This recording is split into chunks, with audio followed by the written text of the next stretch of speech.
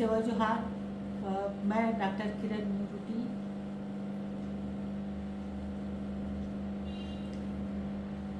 नवापुर किरण नुरुटी आन ನನ್ನ कोंडागांव के मंतोना।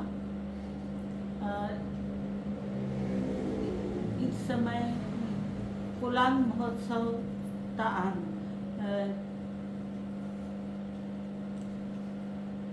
मैं ज़्यादा गोंडी में नहीं बोलती ताकि सभी को समझ में आए। मैं हिंदी में बोलूँगी।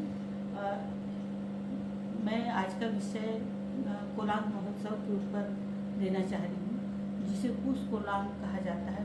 पुस कोलांग ये बस्तर के गोंड जनजातियों के द्वारा, विशेषकर मुरिया जनजातियों के द्वारा किया जाता है। और यह उत्तर बस्तर, जिसमें कोंडागांव, नारायणपुर, कांके क्षेत्र में किया जाता है ये पुस कोलांग।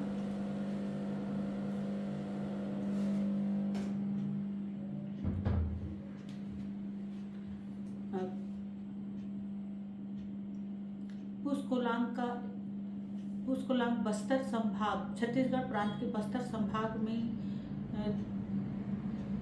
एक विशेष क्षेत्र में ही किया जाता है। और यह एक विशेष तरह का नृत्य होता है, जिसमें नृत्य उसके वाद्य यंत्र के रूप में डंडा अर्थात कोलांग, जिसको गोंडी में कोलांग कहा जाता है, और पुस माह में होने के कारण इसको पुस कोलांग कहा जाता है। और इस पुस कोलांग का एक विशेष महत्व होता है। इसमें लिंगोपेन के द्वारा इसे सिखाया गया था, और यह लिंगोपेन को उसके मामा परमहा मुदिया के द्वारा बताया गया था। बूम मुदिया के 14 पुत्र थे, और उन पुत्रों को अपने साले के पास, यानी परमहा मुदिया के पास उन्होंने भेजा था, और परमहा मुदिया ने उन्हें सिखाया था। और जिसमें सिर्फ लिंगो ही ऐसे व्यक्ति थे जिन्होंने इस ज्ञान को पूरी तरह से सीखा, जिसे गोंडी में पाती कहा जाता है। यानी इस विरासत को पाती कहा जाता है, और यह विरासत उन्हें पाती के रूप में अपने मामा से मिला था।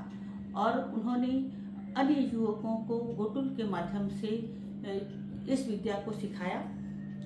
यह जो डांस है वह बहुत ही कठिन डांस है। यह आराधना और त्याग तपस्या का नृत्य होता है। गोटुल में बहुत से नृत्य होते हैं, लेकिन सभी नृत्य मनोरंजन की दृष्टि से हो सकते हैं। लेकिन एक पोकोरेंग और यह पुस कोलांग, ये 2 ही नृत्य ऐसे होते हैं जो किसी मनोरंजन के लिए नहीं गाया जाता या नृत्य किया जाता।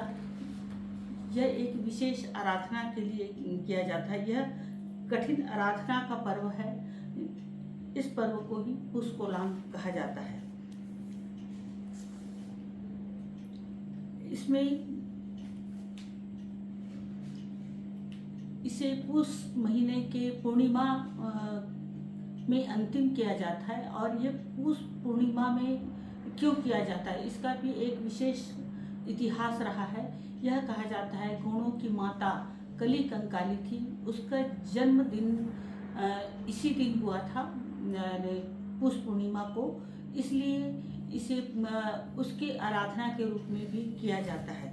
कोलांग 3 तरह का होता है।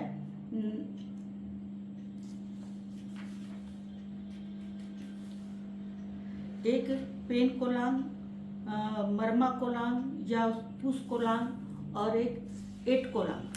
तो पेन कोलांग जो होता है यह देवताओं के लिए होता है, और यह सभी देवताओं के द्वारा नृत्य गायन किया गया था। और यह बहुत कठिन आराधना का पर्व था, इसलिए इसे देवताओं ने बंद कर दिया। यह मनुष्यों के द्वारा संभव नहीं हो सकता था। और पुस कोलांग लिंगो द्वारा अपने युवकों को सिखाया गया था। और यह नृत्य गोंडों में बहुत लोकप्रिय हुआ और यह बहुत कठिन आराधना का पर्व होता है। ये इसका आयोजन समय पुष महीना ही होता है। इसकी तैयारी यह होती है कि सभी गांवों में पुष कोलांग नहीं मनाया जाता, बल्कि किसी विशेष गांव में मनाया जाता है। और उसका कारण ये होता है कि जिस गांव में कोलांग गुरु होता है, यानी कोलांग सिखाने वाला जो गुरु होता है, उसी गांव में यह देवताओं की नृत्य आराधना की जाती है। और इसमें जिम्मेदारी के लिए कोलांग होता है, तलुर मुत्ते के लिए कोलांग होता है, कानाहुरा और माडिन डोकरी दोनों पति पत्नी हैं, उनका कोलांग होता है, और पाट देव का कोलांग होता है। ये जिम्मेदारी तलुर मुत्ते, कानाहुरा और माडिन डोकरी का जो कोलांग होता है उसमें बातचीत किया जाता है। लेकिन यदि ये पाट देव का कोलांग होता है, पाट देव के लिए ये नृत्य यात्रा होता है, तो उसमें बातचीत नहीं की जाती, यानी मौन रहकर इसमें किया जाता है। और कोला गुरु, यानी जो सिखाने वाला व्यक्ति होता है उसको कोला गुरु कहा जाता है। यह कोला गुरु जो होता है उसको कोला मुड़िया कहा जाता है। गायता द्वारा विधि पूर्वक इष्ट देवी देवताओं और पाटा गुरु लिंगो तलुर मुत्ते की पूजा उपरांत यानी कोला नृत्य की शुरुआत की जाती है। और ये एट कोलांग यह भी एक प्रकार का नृत्य होता है। पुष कोलांग में सिर्फ पुरुषों के द्वारा ही नृत्य किया जाता है, लेकिन एट कोलांग जो है वो फागुन महीने में किया जाता है, जिसमें युवक युवतियाँ दोनों ही इसमें भाग लेते हैं और इसमें किसी प्रकार का कोई विधि निषेध नहीं होता। नृत्य कला का पूर्ण ज्ञान करने के लिए 15 से 20 दिन तक पूर्वाभ्यास किया जाता है देवी की आराधना गीतों के साथ, और प्रशिक्षण जो है वो कोला गुरु के द्वारा दिया जाता है। प्रशिक्षण कार्य गुटुल में न होकर किसी छायादार वृक्ष के नीचे रात्रि काल में किया जाता है। यह बहुत ही श्रम साध्य नृत्य होता है और इसमें सभी युवकों द्वारा सावधानी पूर्वक नृत्य का अभ्यास किया जाता है। इसमें किसी तरह की कोई लापरवाही बर्दाश्त नहीं की जाती है। प्रत्येक नर्तक के हाथ में 2 डंडा होते हैं और घेरा बनाकर नाचते हैं और डंडे को टकराते हुए आगे बढ़ते हैं। बस्तर अंचल में कोलांग नृत्य कोला मुड़िया अपने साथ मोर पंख रखता है और उसकी पाती यानी देवता का जो प्रतीक चिन्ह होता है वो प्रतीक चिन्ह जिसमें तलुर मुत्ते का प्रतीक चिन्ह हो सकता है, जिम्मेदारी का प्रतीक चिन्ह होता है, वो उसे कोला मुड़िया अपने साथ रखता है। और गीतों कोला पाटा यानी गोंडी गीतों में यह विशेषता होती है कि इन गीतों के माध्यम से नृत्य गायन प्रारंभ होता है। गीत की लय कोला बड़गा की आवाज़ टिड़िक टिड़िक जो डंडा होता है उसको कोला बड़गा कहा जाता है। तो यह बौद्धिक शक्ति तन मन में लीन हो जाता है। जब भी पुष कोलांग यात्रा प्रारंभ की जाती है तो पुष कोलांग यात्रा में शुभ अशुभ का विचार किया जाता है। प्रशिक्षण पूर्ण होने के बाद एक निश्चित दिन नृत्य के लिए जाने वाले जो युवक होते हैं और बुजुर्ग अग्नि प्रज्वलित करते हैं और उसके चारों ओर नृत्य करते हैं। और दूसरे दिन नृत्य की हुई स्थान पर जो अग्नि प्रज्वलित होती है उस अग्नि में देखा जाता है कि कहीं कोई चिन्ह तो नहीं बना है। यदि उसमें चीते का चिन्ह, कुत्ते का चिन्ह, बैल का चिन्ह, पद चिन्ह जो होते हैं वो दिखाई देते हैं तो उसे शुभ माना जाता है। और यदि मनुष्य का पद चिन्ह, मुर्गी का पद चिन्ह या बिल्ली का पद चिन्ह यदि हो तो इसे अशुभ मानकर इसे स्थगित कर दिया जाता है। और फिर कुछ दिनों बाद या 3-4 दिन बाद फिर से अग्नि प्रज्वलित करके फिर से यह शुभ अशुभ चिन्ह देखने का प्रयास किया जाता है। और फिर ठीक स्थिति होने पर गायता और जो गायन जिसको मैंने कोला मुड़िया जो होता है वो यात्रा की तैयारी शुरू कर देते हैं। और ये भी कहा जाता है कि यात्रा के पूर्व जो देव आराधना होती है उसमें समस्त देवी देवताओं की आराधना की जाती है और उन्हें अपने सकुशल यात्रा के लिए प्रार्थना की जाती है। और यह भी कहा जाता है कि जब अंगीठी जो जलाई जाती है उस अंगीठी में यदि दीमक लग जाए तो वो उस यात्रा को स्थगित कर दिया जाता है।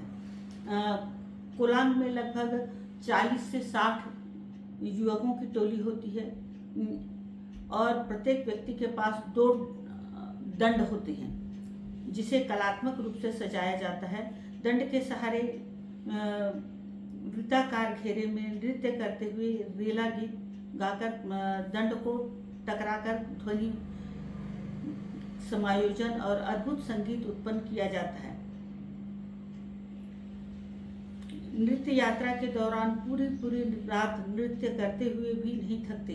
नृत्य करते समय समूह 2 भागों में विभाजित होता है। एक पक्ष पाटागुरु का नृत्य निर्देशक का होता है जो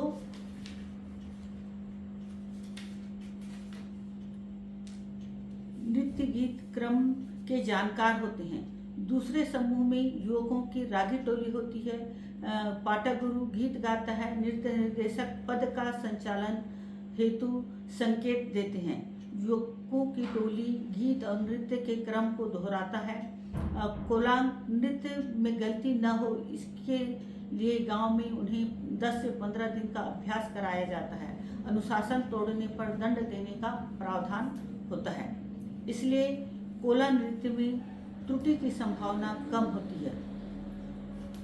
कोलांग नर्तक आकर्षक वेशभूषा और काष्ठ वाद्य वाला ऐतिहासिक पारंपरिक नृत्य है। नृत्य में कुछ युवक टाट से बना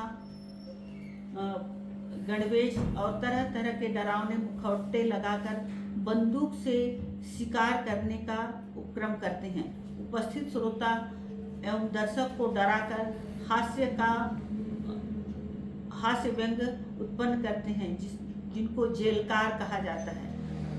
कोलांग नृत्य की एक महत्वपूर्ण विशेषता यह है कि इस नृत्य को सार्वजनिक या सांस्कृतिक मंचों पर इसका प्रदर्शन नहीं किया जा सकता। कोलांग नृत्य गोंडी जीवन शैली और इतिहास में को पीढ़ी दर पीढ़ी हस्तांतरित करने और वाचिक परंपरा और व्यक्ति का महत्वपूर्ण स्रोत है।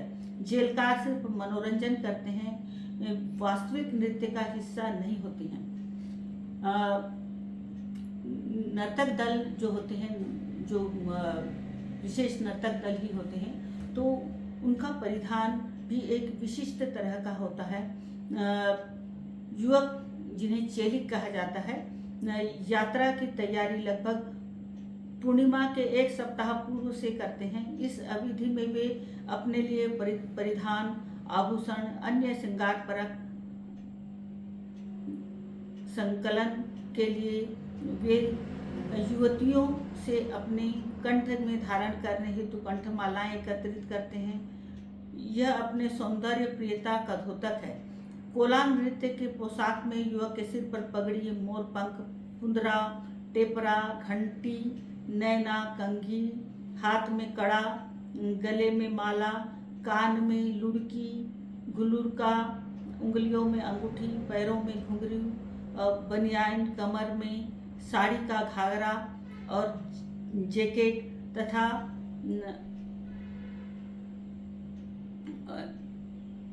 घाघरा पहनते हैं।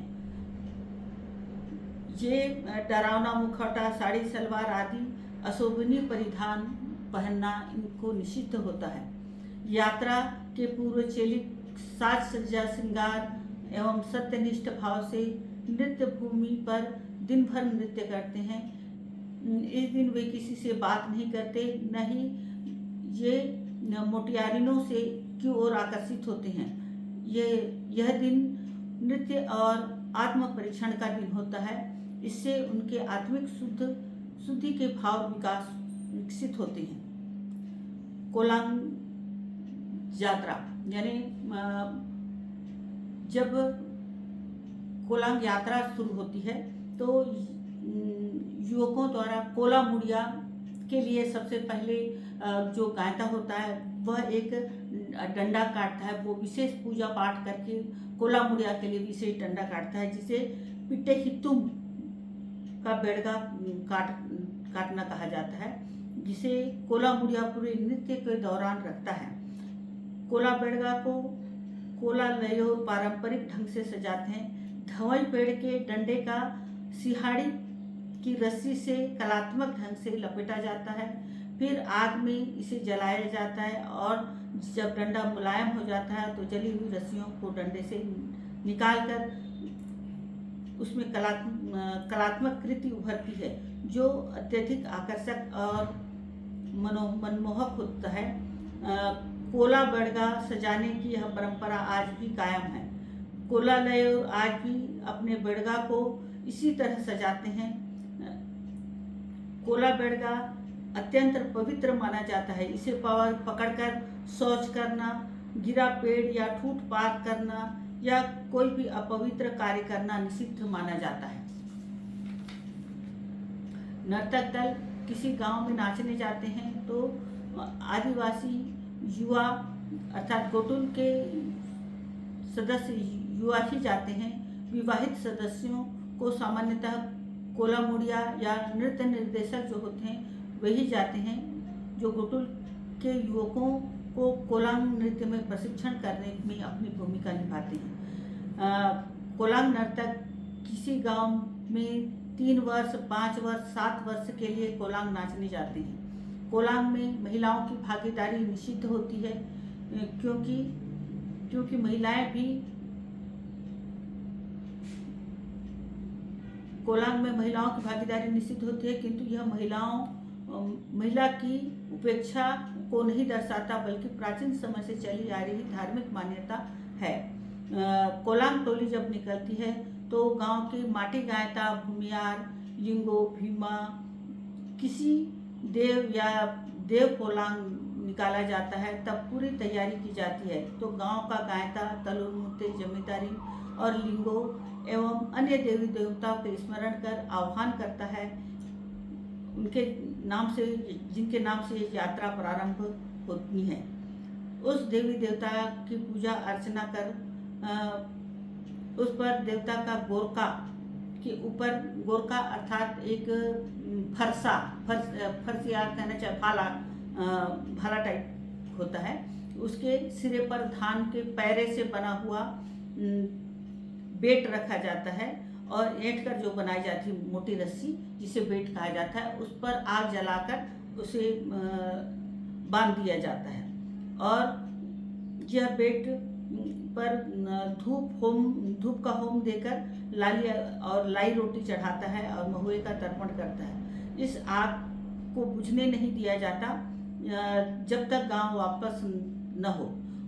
कोला गुरु अपने पास मोरपंख की झंडी लिए हुए होता है, साथ में वह अपने आराध्य देव से संबंधित कोई सामान जैसे टंगिया वगैरह अपने साथ लेके जाती हैं और सजावट के साथ टोली यात्रा के लिए निकलती है। इस गोरका को कोला मुड़िया अपने कंधे पर रखकर नर्तक दल की अगवानी करते हुए गायता के घर पहुंचकर गोरका को किसी सुरक्षित स्थान पर गाड़ दिया जाता है। पहले सभी युवक अपने अपने जोड़ों में गोल घेरा खड़े होते हैं और गायता पाटा के साथ नृत्य प्रारंभ करते हैं।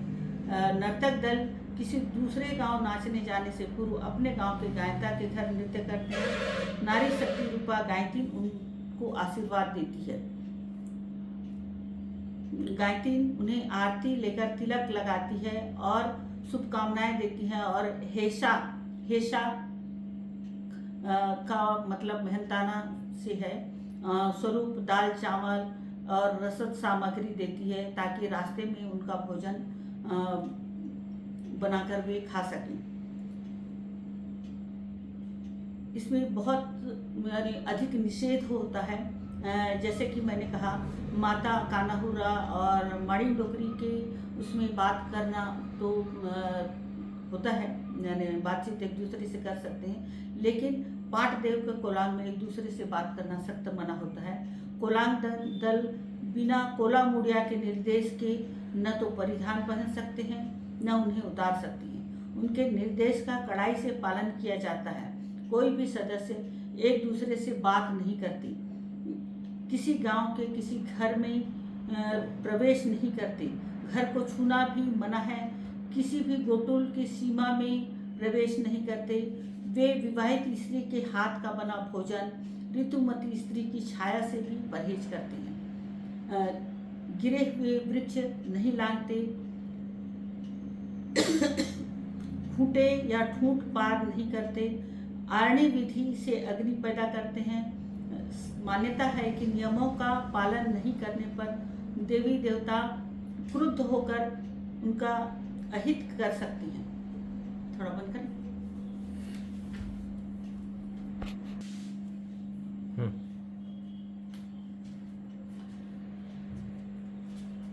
जब यात्रा दल अपने गांव से बाहर निकलता है तो यात्रा दल को छोड़ने के लिए वहाँ के जो गायता होते हैं वो और गांव के प्रमुख जो व्यक्ति होते हैं वो गांव की सीमा तक जाते हैं और गांव की सीमा में ग्राम देवता से विदाई लेते हैं और उसमें कुछ अनुष्ठान किया जाता है, जिसमें आंवले की पत्ती की अंगूठी और चावल दाल सीमा में छिड़का जाता है, जिसे तरफ उमाना कहा जाता है, और देवताओं से प्रार्थना की जाती है कि वे उन्हें सुरक्षित वापस लौटाए।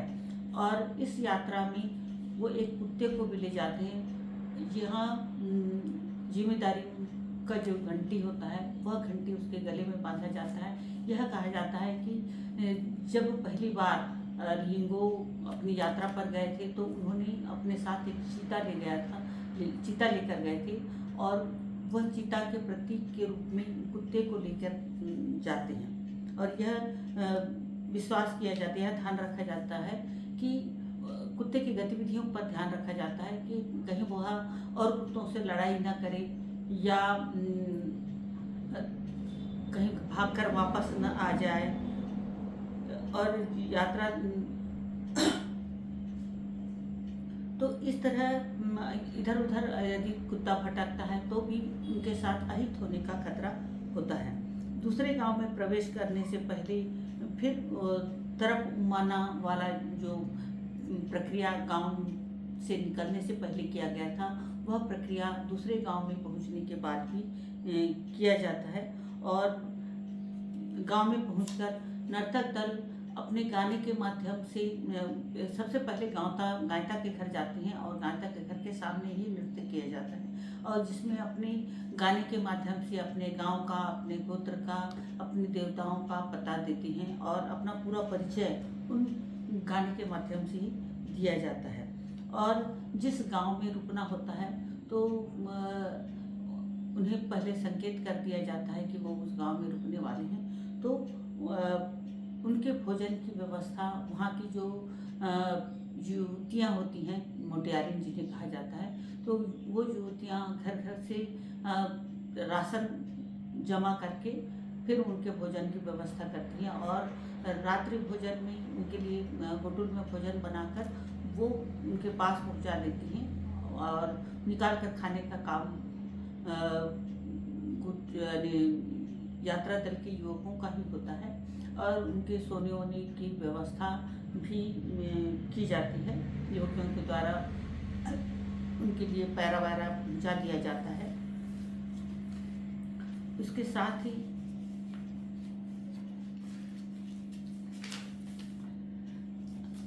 भोजन का भी एक विधान है कि सबसे पहले जब भोजन बनकर आता है तो सबसे पहले कुत्ते को दिया जाता है, उसके बाद कोला मुड़िया, फिर उसकी जो सहायक होते हैं, फिर जो उसके साथ वाले जो प्रमुख होते हैं वो उनको यह दिया जाता है, और भोजन और आखिरी में युवकों द्वारा खाया जाता है। तो इसमें भी भोजन, जब भोजन करता है, भोजन कोला मुड़िया के पहले कोई भी भोजन नहीं कर सकता। और शयन का चयन, नर्तक दल के सोने का भी एक निश्चित विधान होता है। पहले जब अंगीठी जलाई जाती है तो कोला मुड़िया की अंगूठी पूर्व दिशा में पहले दिन होती है, दूसरे दिन की अंगीठी जो होती है वह उत्तर दिशा की ओर होती है, और तीसरे दिन की यात्रा में पश्चिम दिशा की ओर उसकी अंगीठी होती है, और यदि चौथे दिन रुके तो वो दक्षिण दिशा की ओर अंगीठी होती है। और जब वह अपने गांव वापस लौटते हैं तो उनका जो अंगीठी का, कोला मुड़िया का अंगीठी जो है वो पूर्व दिशा में ही होती है। तो ये इस तरह से युवकों की अंगीठी का, भोजन का और नृत्य का, सभी जो नृत्य के और अन्य जो भी क्रियाएं होती हैं वो सभी नियम के साथ किए जाते हैं। और रात में हार पाटा मुख्य भूमिका युवतियों की होती है। जिस गांव में वे रुकते हैं वहाँ युवतियाँ उनको रात भर नृत्य करवाती हैं, और उनके साथ वो लोग भी नृत्य करते हैं, और सुबह उनको छोड़ा जाता है, और सुबह वे फिर तैयार होकर फिर दूसरे गांव जाने की तैयारी करते हैं, और उससे पहले फिर गायता के घर विदाई लेती हैं और एक दूसरे से मेल मिलाप करते हैं। सुबह नृत्य कर्म के पश्चात नृत्य की तैयारी में मुद्दा पाटा किया जाता है। इसमें अलग अलग हार पाटा, यानी छोड़ते समय, उस गांव को छोड़ने से पहले, युवतियों को छोड़ने से पहले वाला जो नृत्य होता है उसको हार पाटा कहा जाता है। और मुद्दा पाटा जो होता है वह गायता के घर के सामने किया जाता है, और ये मुद्दा पाटा या पास के पाटा जो कहा जाता है वो गोल घेरे में युवतियों के द्वारा, जो युवक होते हैं वो पैसा बीच में गोल घेरे में रखते हैं, और वहाँ कोई युवती जाती है और उस पैसे को उठाती है, और उठाने के बाद उसको निकलने नहीं दिया जाता, उसे युवकों के द्वारा घेर कर मारा जाता है, और लड़कियां उससे छूटने का प्रयास करती है। तो ये इस तरह से ये विदाई का होता है। और कोलांग में सबसे पहला जो होता है वो हिचेल हार जो होता है, वो हिचेल हार पूरे देवताओं की आराधना वाला होता है। उसी तरह मोलोल ढाका, जिसमें 3 युवक सामने के हिचेल हार में एक दूसरे के कंधे के ऊपर हाथ रखकर, एक के ऊपर एक हाथ रखकर लाइन से आगे पीछे होकर यह नृत्य किया जाता है। और इसमें पूरे जितने देवी देवता होते हैं उनके, वो सारे देवों की आराधना, गांव के देवों की आराधना, परगना के देवों की आराधना, और उनके जितने भी मुख्य देव होते हैं तो वो सारे देवताओं की आराधना इसमें की जाती है। और ये जो मोलोल ढाका, जिसमें ये कहा जाता है कि ये खरगोश की तरह कूदना, छलांग लगाते हैं, 3 युवक सामने के इधर से उधर छलांग लगाकर नृत्य करते हैं। तो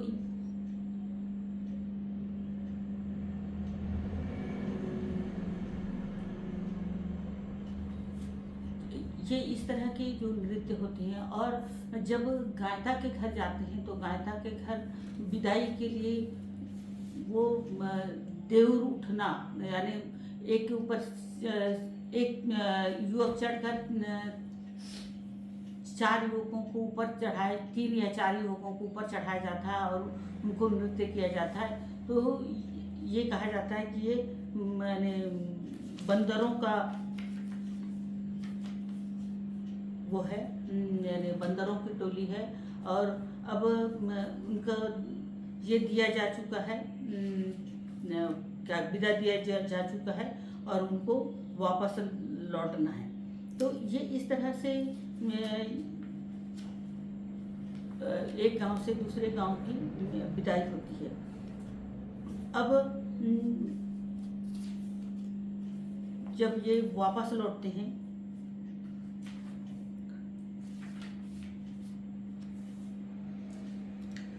फिर एक गांव से दूसरे गांव से तीसरे गांव, सभी गांव में ये दल जाकर जब वापस अपने गांव में पुनः लौटता है, तो उसके लौटने से पहले गांव में जो युवतियां होती हैं वो वहाँ की गायता के साथ जाकर सेमर का वृक्ष काट कर लाती हैं। और वह सेमर का वृक्ष सम संख्यों की डाल वाला होना चाहिए। और सेमर वृक्ष का इसलिए महत्व है क्योंकि लिंगो ने इसी वृक्ष के नीचे गौण युवकों को प्रशिक्षित किया था।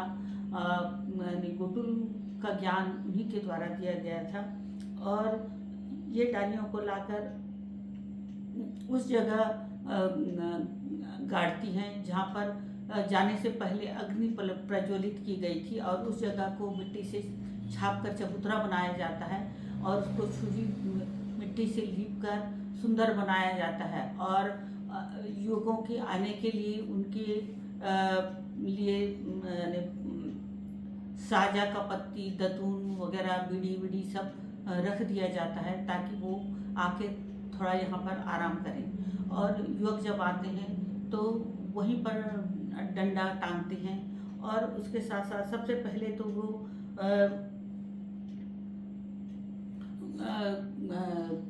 गायता के घर जाते हैं और गायता के घर पहले नाचते हैं।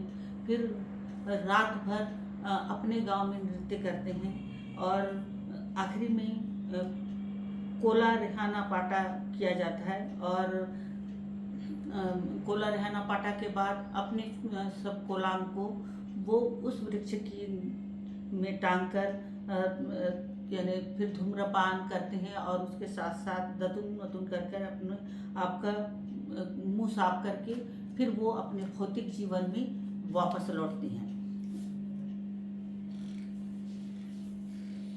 कोलांग वापसी के दिन पहले ये होता था कि शिकार करने की परंपरा थी, लेकिन अब यह शिकार की परंपरा समाप्त हो गई है।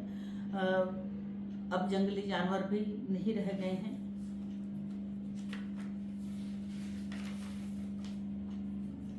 और उनके द्वारा जो सामग्री लाई जाती है, भोजन सामग्री लाई जाती है जो उन्हें हेशा में मिला होता है, वह भोजन सामग्री युवतियों के द्वारा उसे कूट कर पीस कर फिर भोजन बनाया जाता है, जिसमें गांव के सभी लोग उस भोजन में हिस्सा लेते हैं।